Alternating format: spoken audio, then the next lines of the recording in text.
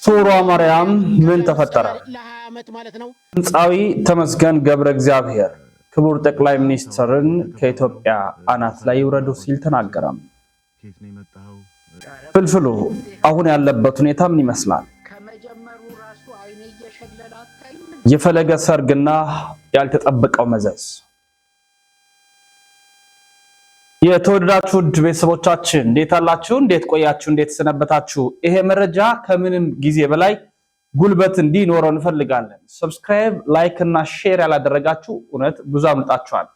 39000 ስንደርስ በየቀኑ ሁለት ከዛ በላይ መረጃዎችን እያቀረብኩላችሁ እገኛለሁ። ስለዚህ ያሮስን ምርጫችሁ አድርጉ። ከጀርባው የምትመለከቱት ስክሪን ደግሞ ሰፋፊ መረጃዎችን ስለማቀርብ ማለት ነው። የመጀመሪያው ከሱራ ማርያም የተሰማውን መረጃ ላስደምጣችሁ። ሁላችሁም በኮሜንት ሱራ ማርያም ያላችሁ ደስታችሁን ግለጡ፣ ጻፉ። ሱራ ማርያም ምን ተፈጠረ? ያልተጠበቀ አስደናቂ ክስተት። እንደምናውቀው እንግዲህ በአገራችን ኢትዮጵያ ካሉ ገዳማት፣ አድባራት፣ የፈውስ ቦታዎች፣ የድህነት ቦታዎች እንግዲህ በቅድስት ቤተክርስቲያናችን በሁሉም ቦታ ፈውስ አለ፣ ድህነት አለ።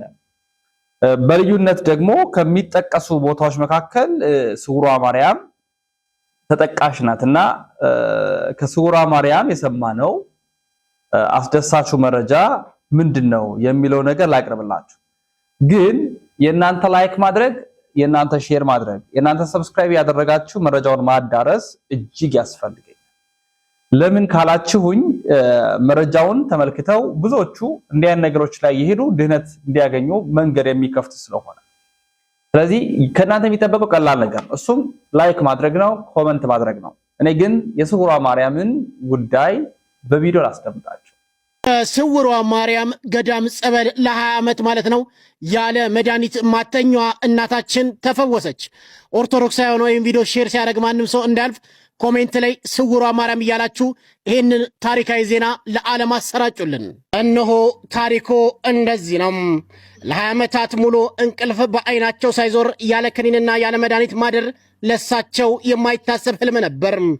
ለሁለት አስርት ዓመታትም በጭንቀትና በእንቅልፍ ጦት ተጠምደው የነበሩት እኚህ እናትም በአጋጣሚ በቲክቶክና በሶሻል ሚዲያ ስለ ሱራ ማርያም ገዳም ዝና ይሰማሉ። ተስፋ ባለመቁረጥም ከአዲስ አበባ ወጣ ብሎ ደብረ ብርሃን አቅጣጫ ወደሚገኘው ወደ ተአምረኛው ገዳም አመሩም። በገዳሙ ተገኝተው ጸበሉን ተጠምቀው በጸሎት ወደ ፈጣሪያቸው ተመጸኑ። ዛሬ ግን የ20 ዓመታት ስቃይ ታሪክ ሆኗል። ያለምንም መድኃኒት በሰላም መተኛት የቻሉት እኚህ እናት በደስታና በምስጋና ተሞልተው የሰጡት ምስክርነት የብዙዎቹን ልብ ነክቷል። ሱራ ማርያም ገዳም ለተጨነቁ እረፍት፣ ለታመሙ ፈውስና በእውነት እምነት ካለን የማይቻል ነገር እንደሌለም ያሳየበት ትልቅ ገዳም ነው። እንግዲህ ተከታትለን ተመልሰናል። ስለ ሱራ ማርያም የተሰማችሁን ግለጡ ብያለሁ፣ ኮመንት አያለሁ። ስለዚህ ሁላችሁም እንድትጽፉ ፈልጋለሁ። ከሰሞኑ እንግዲህ በዓለ ሃምሳ ላይ እንገኛለን። በዓለ ሃምሳ ደግሞ እንግዲህ ዘመነ መርዓት ነው። ብዙዎች የሚጋቡበት፣ ጋብቻቸውን የሚፈጽሙበት፣ ስርዓተ ጋብቻ የሚከወንበት ወቅት ነው እንደምናውቀው ማለት ነው። ታዲያ ከሰሞኑ ካየናቸው ሰርግ ስርዓቶች መካከል በስርዓተ ቤተክርስቲያን በቅዱስ ተክሊል በክብሩ ተክሊል ወንድማችን ፈለገ አትናቴዎስ ጋብቻ መፈጸሙን እናውቃለን። ያው ያየነው ስለሆነ ማለት ነው። ከሰሞኑ በሁለት ነገሮች ወይም በሁለት አይነት መንገድ በዓለማዊም በቬሎ እንዲሁም ደግሞ በስርዓተ ቤተክርስቲያን በተክሊል ጋብቻውን የፈጸመው መምህራችን ወንድማችን ፈለገ አትናቴዎስ አንዳንድ ጥያቄዎች፣ አንዳንድ ቅራኔዎች ቀርቦበታል። ሁለቱንም ወዶ አይቻልም፣ ወደ አንዱ ማድላት ይቻላል፣ የብዙሃን መምህር ስትሆን እንዴት እንዲህ አደረክ የሚሉ ሐሳቦችም ተነስተዋል። እስኪ እሱን ወንድማችን ዲያቆን ሲራክ ብርቱ የሆነ ወንድማችን ነው፣ እንዲህ ይለናል። እንካል። በመጀመሪያ እንኳን እግዚአብሔር ለዚህ ክብር አበቃ እያልኩ፣ ነገር ግን ይሄ ተግባር በፍጹም ስህተት ነው። ምክንያቱም አንተ የብዙዎች መምህር፣ ሌሎቹንም ሰብስበህ ንስሐ እንዲገባ አድርገህ ለስጋው ደግሞ እንዲበቁ የምታደርግ መምህር ሆነ ሳለ ለነዛ ሁሉ ተማሪዎችና አንተን እዚህ ላይ ለሚከታተሉ ሰዎች እቺ ስራ አራያ አትሆንም። ምክንያቱም ከሁለት ዓለም አይቅርብኝ ማለቱ ተገቢ ስላልሆነ ቤተክርስቲያን ይሄንን የሰርግ ልብስ አትፈቅደውም። ይሄንን ልብስ የሚለብሱት በዓለማዊ ከቤተክርስቲያን ስርዓት ውጪ የሆኑ ሰዎች የሚዳሩበት ልብስ ነው። ቤተክርስቲያንም ይሄንን ስትገልጽ የበቅሎና የፈረስ ጋብቻ ብላ ትገልጸዋለች። እኛ ጋብቻችን ይሄንን ልብስ እንድንለብስ አይፈቅድልንም። አንዴ በቤተክርስቲያን ውስጥ ያንን ካርዳና ያንን የክብር አክሊል ከለበሳችሁ በኋላ መልሳችሁ ወደዚህ የማይረባ ተርታ ልብስ ወርዳችሁ ለሌሎች አርአያ የማይሆን ስራ መስራቱ ተገቢ አይደለም። ሌሎቻችሁም መምህራንም የሆኑ ማንም ሰው ከቤተክርስቲያን ስርዓት ውጪ ሲያደርግ እሱ ስላደረገ ይሄ ስራ ልክ ነው ማለት አይደለም። አሁን እየመጣ ያለው እሳቤ ምንድነው? አንድ ሰው ወጥቶ ካስተማረ ለሌሎች ደግሞ በጎ ስራ ሲሰራ ከታየ እሱ ጥፋት ሲያጠፋ ያ ጥፋት አይደለም ብሎ ወደ ማለፍ እየተመጣ ነው። አንድ ሰው ምንም ያህል ስራ ለቤተክርስቲያን ይስራ፣ ግን በሆነም ግጽበት በምንም አጋጣሚ የሆነ ስተት ከሰራ ያ ስተት ልክ ነው ማለት አይደለም። ልክ የሆነውን ጥሩ ነው በርታ ብሎ ማበረታታት፣ ልክ ያልሆነውን ግን ሰውየው ከዚህም በፊት እንደዚህ አድርጓል ተብሎ መታለፍ መቻል የለበትም። ብዙዎቻችሁ አሁን እዚህ ኮሜንት ላይ በእርግጠኝነት ያንን ሐሳብ እንደምታንጸባርቁ ተስፋ አለኝ። እሱ እኮ መምህር ነው ምን ችግር አለው? ለምንድን ነው ይሄን ብቻ አንስታችሁ የምትናገሩት የምትሉ ሰዎች አላችሁ። ማንኛውም ሰው በዚህ ሚዲያ ላይ ወጥቶ አርአያ የማይሆን ስራ ሲሰራ በግልጽ ነው የሰራ። ለምንድን ነው በኢንቦክስ ማታወራው ብላችሁ አትጠይቁኝ። ምክንያቱም ይሄን ነገር በይፋ ሁሉ ሰው ያየው ነገር ነው። ይሄ ልጅ ወጥቶ ይሄ ስራ ይሄ ድርጊት ስተት ነው ብሎ አልተናገረም። እንዲህ ብሎ እስካልተናገረ ድረስ ደግሞ ሌሎች ይሄ ነገር ልክ ነው ብሎ ያስቡና እንደ ቤተክርስቲያን ስርዓት ይቆጥሩና ለምን መምሩ ነው እያስተማረ ስለሆነ እንደዛ ቆጥረው ወጥተው ነገ በከበረው የተክሊል ልብስና አክሊል ተደረው ከዛም በኋላ ተመለሰው ደግሞ ይሄንን የረከሰና የማይረባ የበቅሎና የፈረስ ጋብቻ የሚከናወንበትን ልብስ ለብሰው ይገኛሉ ማለት ነው። ስለዚህ እንደዚህ አይነት ሐሳብ ያላችሁ ሐሳባችሁን አጥሩ። ማንም ይሁን በቤተክርስቲያን ውስጥ ምንም አይነት ስራ ይስራ፣ ግን ከስርዓተ ቤተክርስቲያን ውጪ ሆኖ እዚህ ሚዲያ ላይ ወጥቶ ልክ ነው ብሎ ይፋ ሲያደርገው ልክ አይደለም ብለን ደግሞ መልስ መመለስ እንደ ዲያቆን እንደ አንድ ቤተክርስቲያን አገልጋይ ግዴታ አለብን። እዚህ ላይ ወጥቶ ያንን ነገር ሳይለቁ ህዝቡም ሳይመለከተው አድርጎት ቢሆን ኖሮ ያንን ከንሳ አባታቸው ጋር የሚፈቱት ነው። ለማንም ደግሞ መሰናክል አልሆነም፣ ለግላቸው ያደረጉት ነገር ስለሆነ ማለት ነው። ግን እዚህ ሚዲያ ላይ ያስወጣ ድረስ ማንኛውም ሰው ልክ ካልሆነ ልክ አይደለም መባል አለበት። በኢንቦክስ ማወራበት ምክንያት የለም። ለምን ኢንቦክስ ላይ አይደለም ይሄንን ቪዲዮ የለቀቁት? ሁሉ ሰው እየተመለከተው ስለሆነ ሁሉ ሰው እየተመለከተ ስተት መታረም መቻል አለበት። ስለዚህ ካሁን በኋላ እንደዚህ አይነት ስተቶችን ዝም ብለን አናልፍም። ወደፊቱም ደግሞ ይሄ ወንድማችን ያደረገው ስራ ስህተት ነው። በበቅሎና በፈረስ ጋብቻ ላይ ይሄ የሚለበስ ልብስ እንጂ አንድ ዲያቆን በቤተክርስቲያን አግብቶ በማግስቱ ምንም ሳይቆይ ይሄንን ልብስ ለብሶ መልቀቁ በፍጹም ስህተት ነው። ለሌሎችም አርአያ አይሆንም። ከዚህም በኋላም እንዲህ ለማድረግ ያሰባችሁ ሰዎችም ይሄንን ስራ እንዳትደግሙት በልዑል እግዚአብሔር ስም እጠይቃችኋለሁ። ምክንያቱም በተክሊል ስታገቡ ሰገነት ላይ ናችሁ። ከሰገነት ወጣችሁ መሬት ላይ አትወደቁ። ክብራችሁን ጠብቃችሁ ስለቁ ለማለት ያህል ነው። ዲን ሲራክቲውን ገብታችሁ ሰብስክራይብ አድርጉልኝ። ኮፒ ሊንክ፣ ሼር፣ ፖስት ያደረጋችሁ ይህ ቪዲዮ ለሌሎች እንዲዳረስ አድርጎ ይቆያል። እንግዲህ ተከታትለን ተመልሰናል። እንዲህ አይነት ነገሮች በነገራችን ላይ በጣም ትኩረት ሊሰጣቸው ይገባል። አሁን በዚህ በጋብቻው ቬሎም አይቅርብኝ፣ ተክሊሉም አይቅርብኝ፣ ዓለማዊንም መንፈሳዊንም ፈልጋለሁ የሚሉ ብዙዎች አሉ።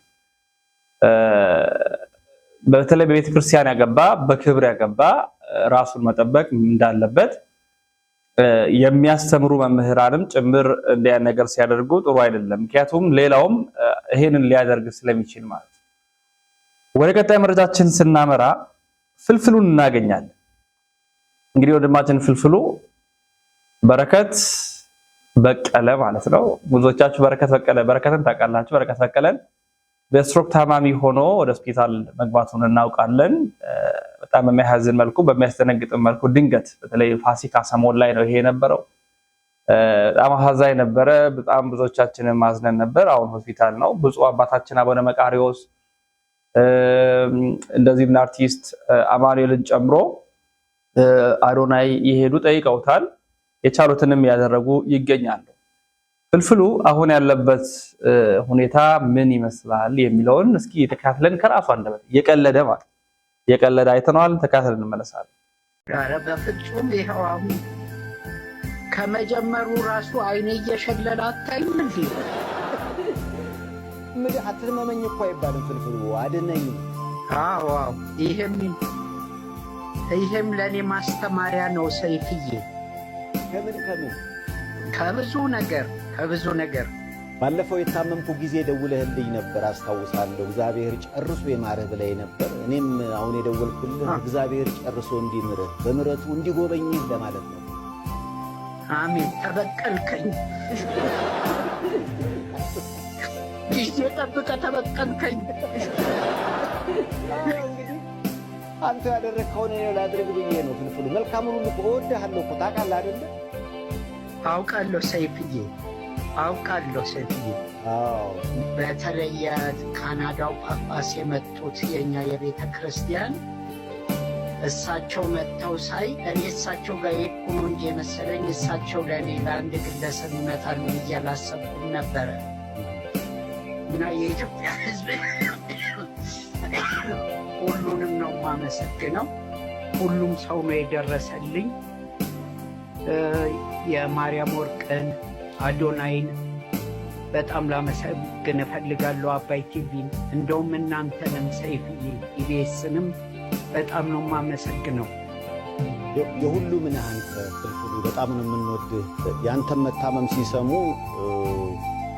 የኮሜዲ ስራ አድናቂ ናቸው አቶ ማናዬ ይባላሉ። እንግዲህ ለሕክምና እንደ አስተዋጽኦ እንዲሆን የ1 ሚሊዮን ብር ስጦታ አበርክተውልሃል ፍልፍሉ። እሱ ልነግርህ ነው። አንድ ሜደው ሰይፉ ወይዬ ከስትሮክ ወደ ሮክ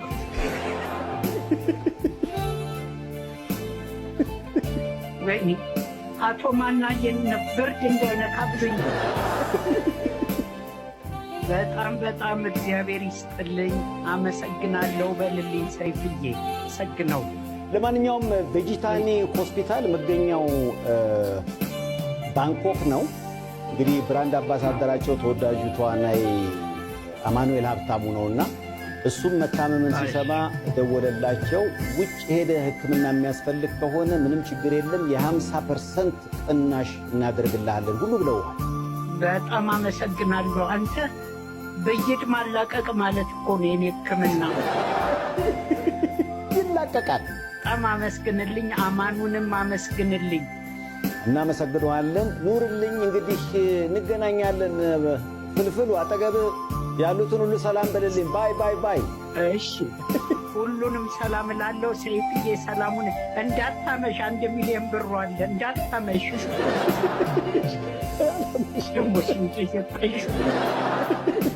ሰይፍዬ እግዚአብሔር ይስጥልኝ፣ አመሰግናለሁ።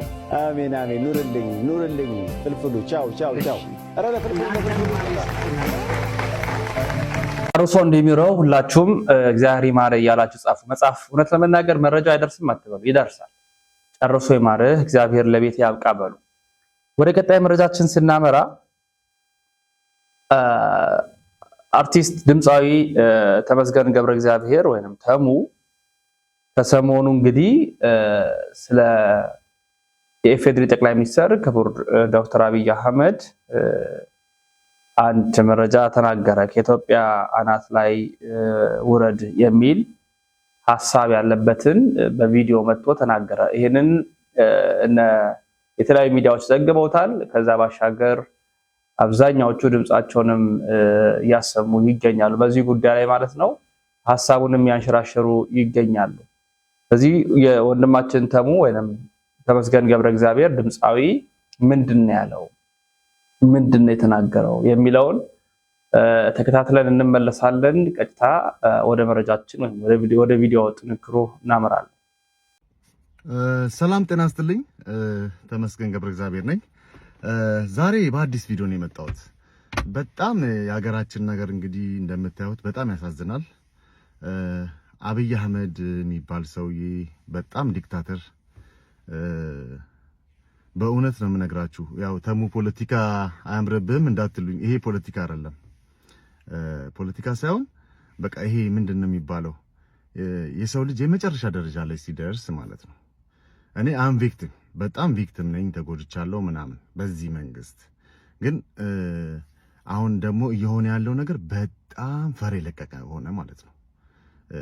የአንድ ሰው ብቻ ሀገር ሆነ። ድንገት ቪዲዮ ከተቋረጠ ቀጥልላችኋለሁ። እሱ ለመናገር ነው የፈለኩት። ምን ልላችሁ ነው? በጣም ተዋደው ተከባብረው ያሳደጉን አባቶቻችን ከየት ነው የመጣኸው፣ እንዴት ነህ፣ ማነህ ሳንባባል ያደገን ሰዎች ነን። እኔ ያደግኩበት ማህበረሰብ እንደዛ ነው። ሁላችንም እንደዛ ነው ያደግነውና አሁን ምን ሆነ መሰላችሁ? የብሔር ነገር ምናምን እንደዚህ። እኔ በእውነት ነው የምነግራችሁ፣ እንዴት እንዳያችሁት አላቅም።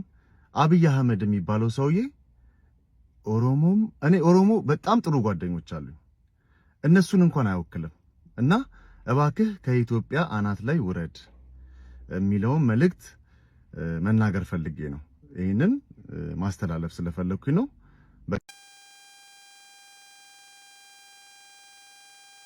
እንግዲህ ጉርሻ በገጹ ላይ ያጋራውን መረጃ ነው ያስደመጥኳችሁ ወይም የሰማነው ማለት ነው። ወደ ቀጣይ መረጃችን ስናመራ በኢትዮጵያ ኦርቶዶክስ ተዋሕዶ ቤተክርስቲያናችን ቀሲስ ዶክተር መዝገቡ ካሳ በሚያስደንቅ መልኩ እጅግ ደስ በሚል አገላለጥ ይገልጧታል እቺ ቤተክርስቲያን ማለት ነው። ይህንን አሰማችኋለሁ። ከዛ በኋላ በንጽጽር ደግሞ የማቀርብላችሁ መረጃ አለ መጨረሻ ላይ ያው ከአንድ ቪዲዮ በኋላ ማለት ነው። ስለዚህ ቀሲስ ዶክተር መዝገቡ ካሳ ምን አሉ የሚለውን ላስደምጣችሁ እንድናውቃት እንድንሰማት የምወዳት ሐሳብ ስለሆነች ማለት ነው። ተከታትለን እንመለሳለን። አይምሮአችን በጣም ጥልቅ አገናዛቢ መርማሪ መጽሐፍ ቅዱሳዊም ይሁን ከመጽሐፍ ቅዱስ ውጭ የሆነ ፍልስፍና ስለተረዳህ በአይምሮ ስለበሰቅ አትድንም። በእውቀት አይደለም የሚዳነው፣ ማወቅ ያስፈልገናል። ማወቃችን ግን ወደ ማመን አድርሶ ማወቃችን ከእግዚአብሔር ጋር ወደ መዋሃድ እንዲያደርሰን ነው እንጂ ማወቅ በራሱ የመዳኛ መንገድ አይደለም፣ ወይም ደግሞ ለመዳናችን ዋስትና አይደለም። ለዚህ ነው ጌታችንን እኮ ሊቅ እኮ አይደለም የምንለው፣ አባት፣ አዳኝ፣ ፍቅር፣ መድኃኒታችን ነው እንጂ የምንለው እኮ ምሁር ክርስቶስ አይደለም የምንለው፣ ሊቁ ክርስቶስ አይደለም። ወይንም ምንድነው በዚህ በዘመናዊው የምሁራን የሊቃውንት ቋንቋ በሚጠራበት ስም አይደለም የምንጠራው። ምክንያቱም በአባትነት ዕውቀት አይደለም፣ ድርጊት ነው፣ ክንዋኔ ነው። ደግነት ዕውቀት አይደለም፣ ኩነት ነው። ልብ አድርግ። ስለ ደግነት አንድ ሰው ያውቃል ማለት ደግ ነው ማለት አይደለም። ደግ ለመሆን ይሄ በጣም ኢምፖርታንት ነገር ነው የማነሳው። አንድ ደግነት ማለት ሆኖ የመገኘት ማንነት ነው። ስለ ፍቅር ታውቃለህ ማለት ታፈቅራለህ ወይም ተፈቅራል ማለት አይደለም። ስለ ፍቅር ማወቅ ዕውቀት ነው፣ ግንዛቤ ነው። ማፍቀር ማለት ግን you have to be touched by it, you have to part of it, በውስጡ ውስጥ መገኘት አለብህ። ድርጊት ነው፣ ከሆነ ሰው ጋር መገናኘት አለብህ። ስለዚህ በግንኙነታዊነት እውን የምናደርገው ነው። ነገረ ድህነት ማለት አይሞራዊ ዕውቀት አይደለም። ዳንን ማለት ስለ ክርስቶስ ስለፈጸመው የማዳን ሥራ ግንዛቤ ያገኘን ማለት አይደለም።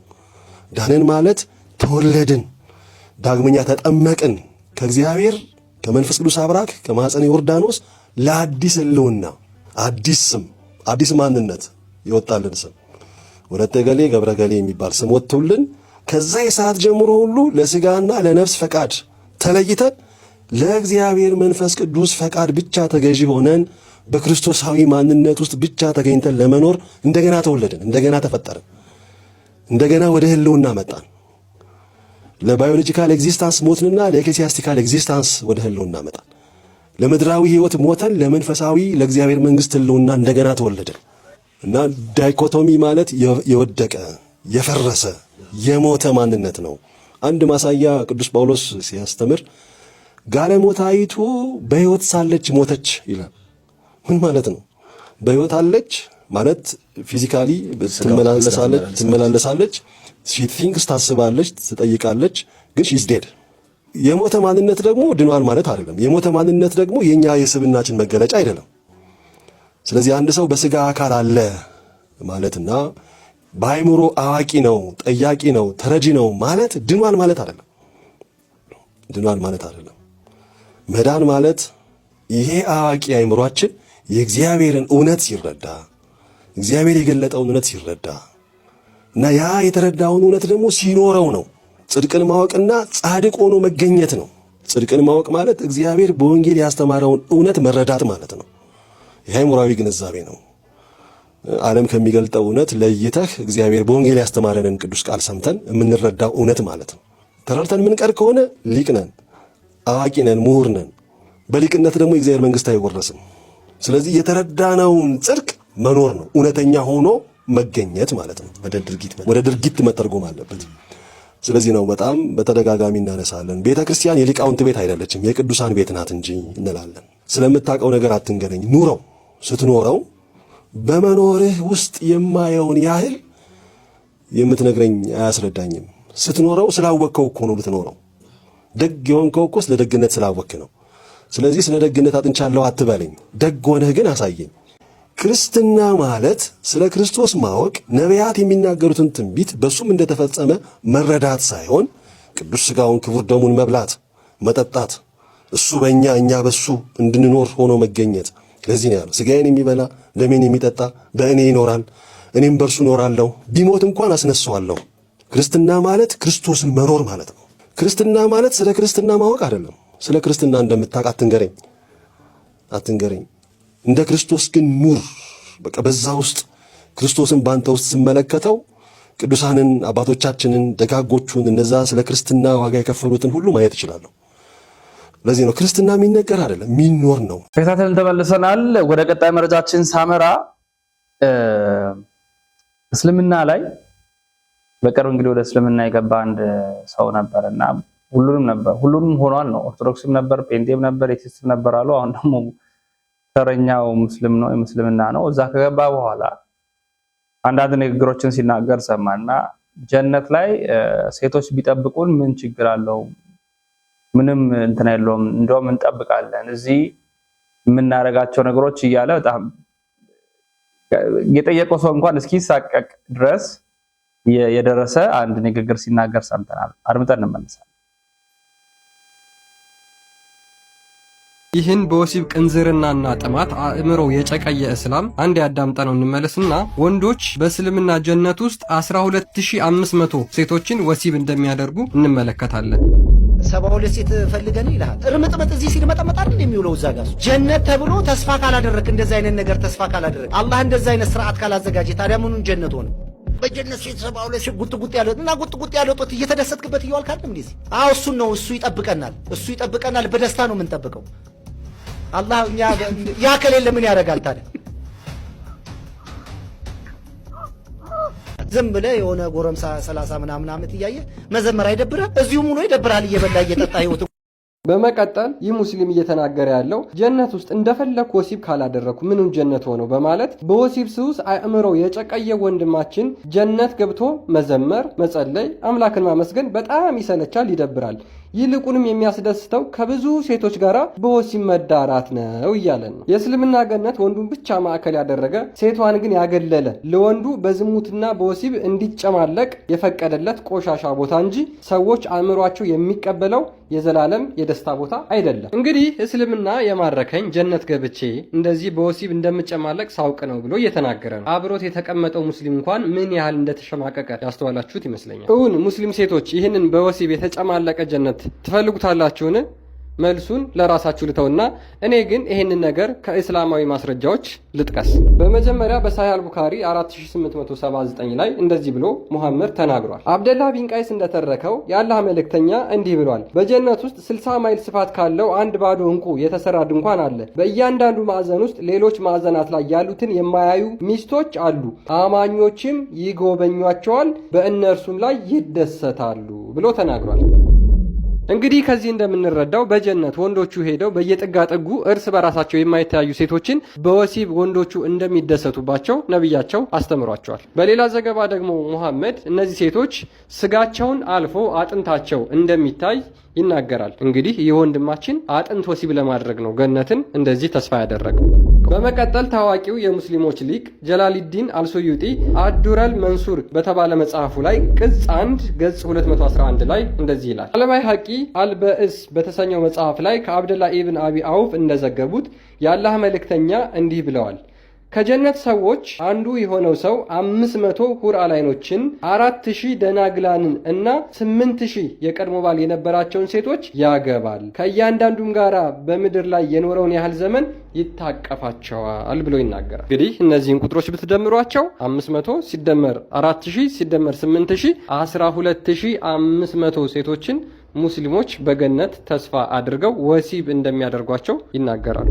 እንዴት 12500 ሴቶችን ወሲብ አድርገው ይጨርሳሉ ብላችሁ ተገርማችሁ ሊሆን ይችላል። ነብዩ ግን እጅግ በጣም ጥበበኛ ስለሆነ መፍትሄ ተናግሯል። በጃሚዓ ተርሚዚ 2536 ላይ ሙሐመድ የተናገረውን እንመልከት። አነስ እንደዘገቡት የአላህ መልእክተኛ እንደዚህ ብለዋል። አማኝ በጀነት ውስጥ ለግብረ ስጋ ግንኙነት የዚህንና የዚያን ያህል ጥንካሬ ይሰጠዋል። እንዲህም ተባሉ፣ የአላህ መልእክተኛ ሆይ ይህን ማድረግ ይቻላልን አሉ። እሳቸውም 100 ሰው ጥንካሬ ይሰጠዋል ብለው መለሱ። እንግዲህ ሙስሊሞች 12500 ሴቶችን በመቶ ሰው የወሲብ ጉልበት ከሴቶች ጋራ እዛ ሄደን ወሲብ እናደርጋለን እንጨማለቃለን ብለው ያምናሉ ሙስሊሞች። ይህ አጋንንታዊ ነው፣ የአጋንንት እምነት ነው።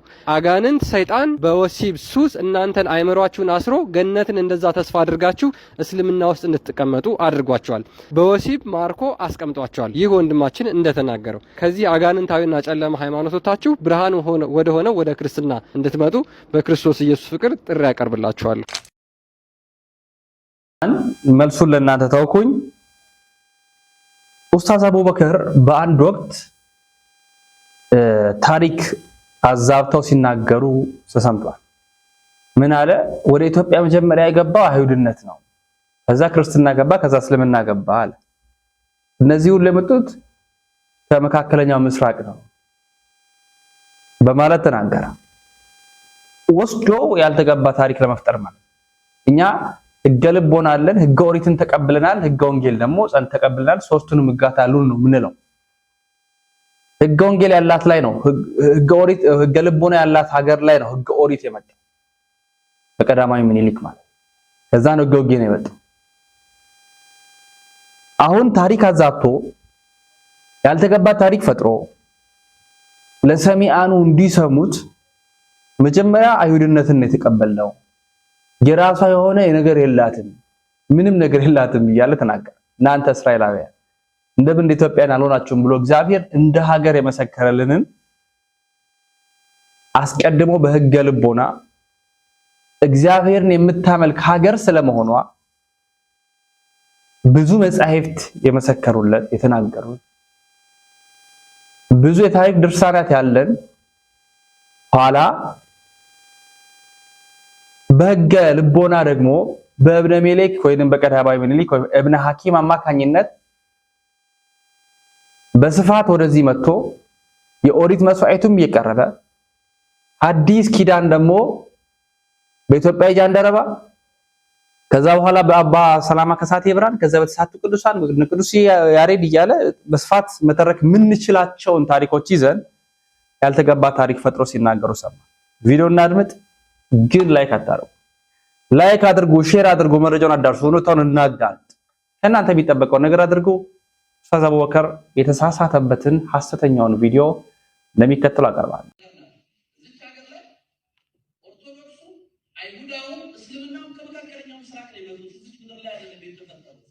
ሁሉም ከመካከለኛው ምስራቅ የመጡ እምነቶች ናቸው። የእድሜ ዘመናቸው ሊለያይ ይችላል። ያመጣጣቸው ቅድሚያ ኢትዮጵያ ምድር ላይ አይሁድ ገብተው ቀጥሎ ኦርቶዶክስ ገብተው ቀጥሎ እስልምና ገብተው ሶስቱም የመጡት ግን ከመካከለኛው ምስራቅ ወደ ሌላ ህግ ተሸጋገረች እንላለን እንጂ ክርስትናን ከመካከለኛው ምስራቅ አመጣች አንልም። ይሄ ብቻ አይደለም። ጌታም እኮ የእምነት ጉዳይ በሆነበት አንቀጽ አገር እኮ አንስቶ ሲያመሰግን ያመሰገነው ማንንም ሀገር አላመሰገነም። ጌታችን ክብር ምስጋና ይግባውና እስቲ አምላክ ወልደ አምላክ ኢየሱስ ክርስቶስ ሀገር ጠርቶ ያመሰገነውን አንሱ። አንድ ሀገር አለች፣ ኢትዮጵያ ናት። በማቴዎስ ወንጌል ምዕራፍ 12 ላይ እንደምናነበው በዚህ ትውልድ ላይ የሳባ ንግስት ተነስታ ትፈርድበታለች። የሰለሞንን ጥበብ ለማየት ከሩቅ ሀገር ከምድር ዳርቻ ተነስታ መታለችና መታለች አለ። ተመልከቱ። የማንን ጥበብ ፍለጋ? የሰለሞንን ጥበብ። የሰለሞን ጥበብ ማን ነው? እግዚአብሔር ነው። እነሆ ከሰለሞን ጥበብ የሚልቅ እዚህ አለ አለ። ከሰለሞን የሚበልጥ እዚህ አለ። ማን? ኢየሱስ ክርስቶስ። ስለዚህ ሰለሞንን ፍለጋ ኢየሩሳሌም ድረስ የሄደችው ኢትዮጵያ በንግስቷ በኩል ከሰለሞን የሚበልጠውን ንጉስ ክርስቶስም ሲወለድ ቤተልሔም ድረስ ሄዳለች፣ ተቀብላ መጣለች። ልብ በሉ። ከዛም በኪደተ እግሩ በስደቱ ጊዜ ሀገሪቱን ባርኳታል፣ ቀድሷታል። ኢየሱስ ክርስቶስ መጥቶ ባርኳታል፣ ቀድሷታል ኢትዮጵያን። እንዴ እሱ ባስተማረበት በገዛ ሀገረ ስብከቱ መጤ ይባላል? እሱ ታምር በሰራባት በኢትዮጵያ ላይ ክርስትና መጤ ነው ብሎ መናገር ይቻላል? ስህተት ነው። በኋላም ወደ ቤተ መንግስት እንዴት እንደሆነ ሽግግሩም ስናስታውስ በ34 ዓመተ ምህረት የሐዋርያት ሥራ ምዕራፍ 8 ላይ እንደምናነበው መጽሐፍ ቅዱስ ነው መሰረታችን። ጌታችን ባረገባት ዓመት ኢትዮጵያዊ ጃንደረባ ወደ ኢየሩሳሌም ሄዶ ከሐዋርያው ከቅዱስ ፊልጶስ ጋር ተገናኝቶ ክርስትና መነሳት ጥምቀት ማለት ምን ማለት እንደሆነ ተምሮ የመጣበት መንገድ ስናየው እሱም ሽግግር ነው። ለምን ያዘውን መጽሐፍ ተመልከቱት። ያዘው የኦሪት መጽሐፍ ነበር። ያዘው የትንቢት መጽሐፍ ነበር። እሱም ትንቢተ ኢሳይያስ ይባላል። ትንቢተ ኢሳይያስ እያነበበ ስለ ጌታችን ስቅለት እያነበበ በነበረበት ሰዓት መንፈስ ቅዱስ ሐዋርያው ፊልጶስን ደመና ጠቅሶ እንዲደርስበት እሱ በፈጣን ሰረገሎች ተጭኖ ኢየሩሳሌም ደርሶ የፋሲካን በዓል አክብሮ እየተመለሰ ነው። ኢትዮጵያዊው በኦሪቱ ስርዓት ጊዜ ጠብቆ አያችሁ፣ ካሌንደር ጠብቆ የቀን መቁጠሪያ የነበራት ሀገር ስለሆነች ሳይዛነፍበት ሄዶ ፋሲካን በዓል አክብሮ በፈጣን ሰረገሎቹ በአጃቢዎቹ ተሰብስቦ እየመጣ ሳለ መንፈስ ቅዱስ በልተነስ ሂድ ወደ ጋዛ ውረድ ወዳጄ የኢትዮጵያው ጃንደረባ በዛ በኩል ያልፋል ከሱ ጋር ተገናኝ ብሎ መልእክት ላከው። ከዛ በኋላ ተነጋገሩ። የምታነበውን ታስተውላለህ አለው። ነገረው። ተነጋገሩ። ያለውን ዝርዝር የምታውቁት ነገር ነው። የተወደዳችሁ ውድ ቤተሰቦቻችን ይህ ያሮስ ነው። አዘጋጅ አቅራቢ የሆነ ወንድማችሁ ልዑል ነኝ። በደንብ አድርጋችሁ ላይክ፣ ሼር ያደረጋችሁ ስለምትከታተሉን እጅግ አድርገን እናመሰግናለን። በሌሎች ቪዲዮ መረጃ ማስረጃ እንመለሳለን። ተሰናበትን። ሰናይ ቆይታ